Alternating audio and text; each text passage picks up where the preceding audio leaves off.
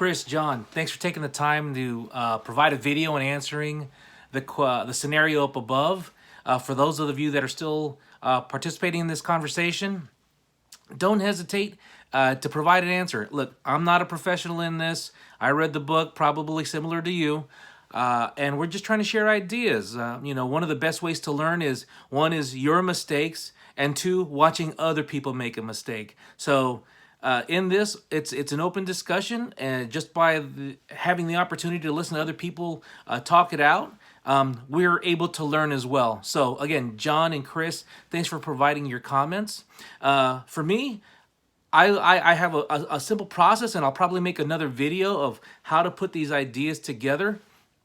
There's 5 simple steps here, where it's 1 is you engage, 2 you explore, 3 you summarize the conversation, 4 you confirm, and then 5 you progress. And so let me explain that briefly.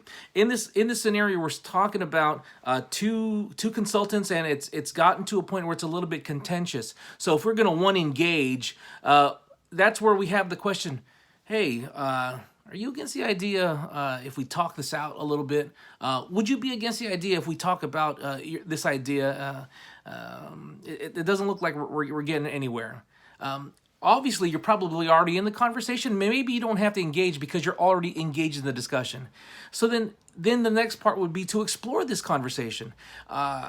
Chris Voss mentions it in some of his, what do they call it? He has these one-pagers that go out, LMQ, all right? So you all know these ideas: labeling, mirroring, and then Q, the calibrated question, the Q for the question. So you'd label it, hey, it looks like we're having difficulty here. It looks like you want to move on and expand the markets. It sounds like your approach wants to grow the business. Again, label, mirror. You want to grow the business? Taking the last couple of words, you want to expand? Or maybe not even use the word you. It sounds like you want to expand. Or again, if it's mirroring, it's expand, grow the business. Again, just a couple of those words. And then questioning is, and perhaps you'd ask, what do you mean by when you say expand? Well, how would we expand? How would we grow? How would we gain geographical territory? Again, those are LMQ, labeling, mirroring, and then calibrated questions. If there's an opportunity, then you could summarize this. Hey, again, you're still going to use the labeling on this part where you'd say, it sounds like you want to grow territory. It sounds like you want to expand our business and get out in other places. It sounds like you want to increase our market share. It may sound like I'm trying to go against you, but I'm not. It just sounds like we have a difference in opinion.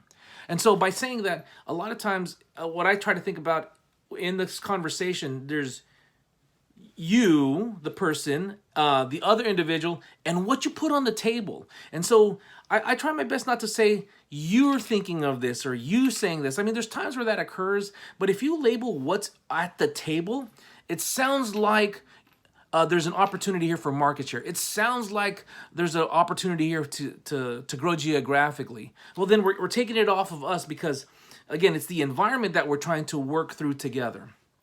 And again, the purpose of that summary, labeling either positive or negatively, is you're trying to get to that's right. And then after that, there's confirmation process that I call is how do we know we're in this together? Is there anybody else that's going to be impacted by the decision that we're making today? Things like that is to confirm, just to see if there's anybody else that's involved in this discussion. And then lastly, the progression. It's to progress. And that's where we say, do you see any reason why we can't be successful together?